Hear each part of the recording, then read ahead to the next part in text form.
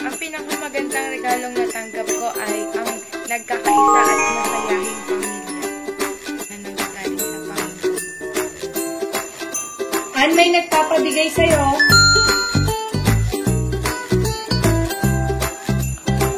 Kanino daw po ito galing? Ay, sa kanya naman. Ayoko. An, meron na naman, oh. Kanino daw po ito galing? Ay, ayoko. An, ito pa yung isa, oh. Siguro naman matutuwa ka na sa nagbigay nito. Teka ate, kanino po ba galing to? Wow, kay Mama! Kala ko nakalimutan niya na eh. Ito talaga yung hintay kong nabigay sa akin na to. Bakit nga ba tayo nakakatanggap ng regalo?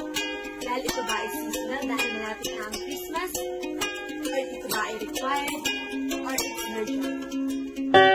Sabi nga sa Kawikaan chapter 3 verse 27, ang kagandahang loob ay huwag ipagkain sa kapwa kung ikay may kahalagahan.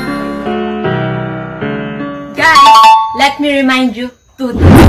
First, appreciate their gifts. And second, consider the giver's effort. And the greatest giver of all is our Lord Jesus Christ, because He Himself is our gift. And we are inviting you to join